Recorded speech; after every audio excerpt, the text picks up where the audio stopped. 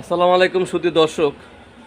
এখন আসলে প্রত্যেকটা সাংবাদিকের মনের ভিতরে একটাই কথা, জামাত জামাত জামাত। কীভাবে এখন একটা নিউজ দেখলাম, নিউজের কভার আছে যে পিনাকি, ইলিয়াস এবং কনক সারোয়ার এরা নাকি এরা জামাতের হয়ে কাজ করছে। এই কথাটা কারা আবিষ্কার করছে? এই কথাটা আবিষ্কার করছে এই সাংবাদিকরাই, এবং সেটা সোশ্যাল মিডিয়া দিল। এ দ্বারা কী বুঝলেন? কি প্রচার রে ভাই! ভাই তোরাই তো প্রচার করে যাইতেছোস। আবার দেখেন আরও একটা সংবাদপত্র ভিতরে দেখলাম নিউজে, সেই নিউজে আসলো যে ছাত্র দল, ছাত্রলীগ সমস্ত দল যদি এক হয়েও শিবির কিছু করতে পারবে না। 1 ঘন্টা শিবিরের সাথে টিকতে পারবে না মাঠে। ওই খেলায় আসলে টিকতে পারবে না। তাহলে এখন কি?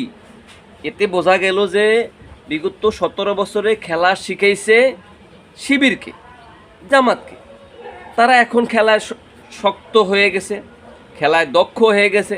আর খেলায় দক্ষ হওয়ার কারণে এখন আর তাদের সাথে পারবে না। তারা এখন আন্তর্জাতিক প্লেয়ার হয়ে গেছে। ওরে আল্লাহ রে, মাশাল্লাহ মাশাল্লাহ। এভাবেই তো দরকার। জামাতের কাছে বিএনপির পতন হবে। দেখেন তো, এ কথাটা কি আমি বলছি? না, আমি বলিনি। আমি নিষ্পাপ নিরহ ছেলে, আমি এই ধরনের কথা বলি না। এটা নিউজে পাইলাম ভাই। এই যে নিউজে পেয়েই আমি আপনাদের সামনে নিউজ কভার করতে আসলাম। এরপরে গোলাম মাওলা রনি বলতেছে যে, জনাব গোলাম মাওলা রবি সাবেক এমপি, যে সামনে আসলে কি হবে এটা জামাত ছাড়া কেউ বলতে পারে না। সামনে যে কি হবে এটা জামাত ছাড়া বলতে পারে না।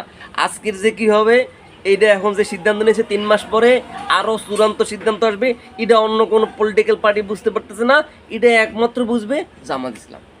তারা কি করতে চাচ্ছে? এখন নাকি জামাত চাচ্ছে যে বিরোধী দল হিসেবে বিএনপিকে রাখবে। মাশাল্লাহ মাশাল্লাহ। আপনারা এখন সাংবাদিক, আপনারা বুঝতে পারছেন আপনাদের কথার গুরুত্বটা আছে। এরপরে সমস্ত জল্পনা কল্পনার অবসান ঘটিয়ে জামাত রাজনীতির আলোচনা সৃষ্টি করেছেন। এখানে এটা লেখা আছে, সমস্ত জল্পনা কল্পনার সৃষ্টি করেন। আসলে তো ঠিকই, জামাত ইসলাম শিবির এরা 17 বছরে পড়াশোনা করেছে, জ্ঞান অর্জন করেছে।